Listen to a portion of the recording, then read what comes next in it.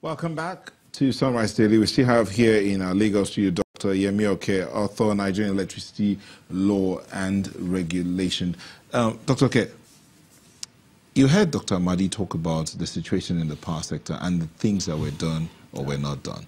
But when you started out, some people tweeting here saying that it sounds as if you're contradicting yourself. First of all, you say the president shouldn't have said anything about the 16 billion because the assets are there. We see the 13 IPPs spread across the country and all of that. And then you'll come back again to say, but there is no power, there's corruption. So how's what you're saying different from what the president said? Okay, thank you very much. Let me just clarify.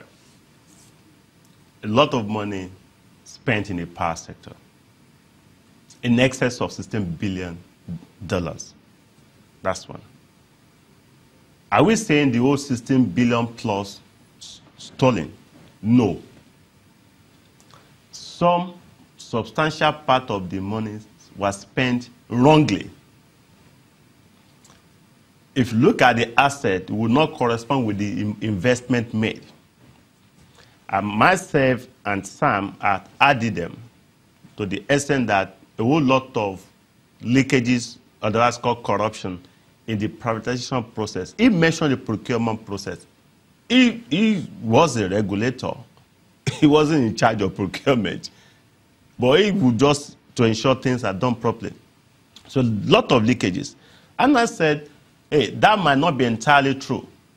They spent a lot of money, yes, but I can see Olonshogo, I can see Papalanto, I can see a lot of power asset here. I can see NIPP now warehouse under Niger Delta Power Company, a whole lot of assets. Money still being spent on those assets.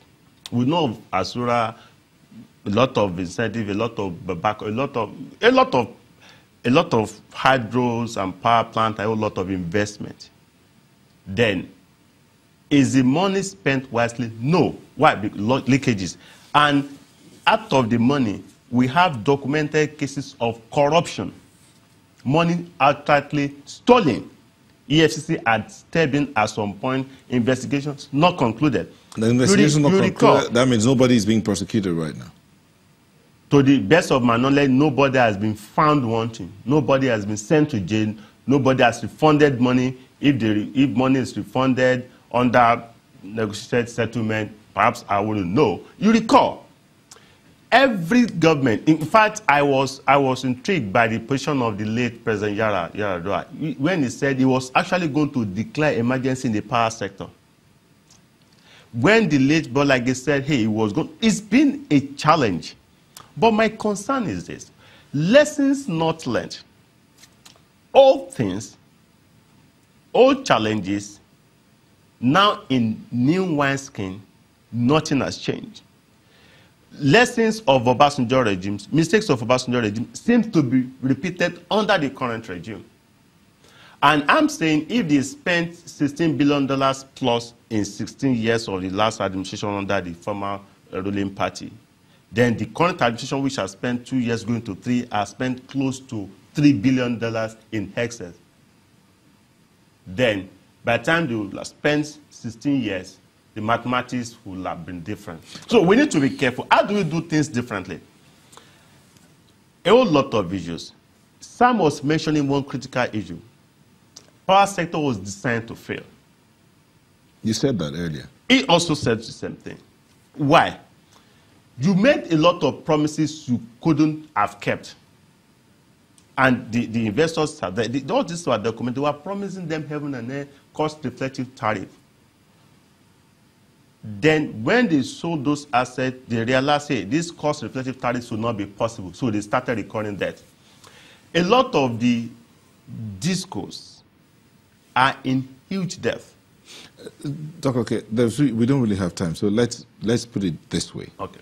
You said, you and Dr. Sambadi seem to agree. You said the power sector was designed to fail. Was it designed to fail before the democratic period set back in? Is that when the design was done? Was it at the inception of this nation that it was designed? And what is the way forward? Thank you very much. I'll still say that it was designed to fail because experts like us have been saying this. All these things are documented even in books.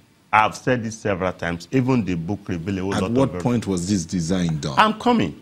It was designed immediately we had the democratic regime in 1999. There were a lot of... There have been privatized... Power sector had been listed for privatization under the military regime. But the peak of it happened during the Obasanjo regime. It was the Obasanjo regime that enacted Electric Power Sector Reforms Act. The law itself, which is meant to midwife the reform, it's not meant to be the sector instrument. It's not meant to actually regulate the sector. It was meant as a reform document. That's why we have a lot of challenges with the law being contrary to the Constitution and a whole lot. Second, we should not have embarked on wholesale unbundling, total privatization of virtually everything.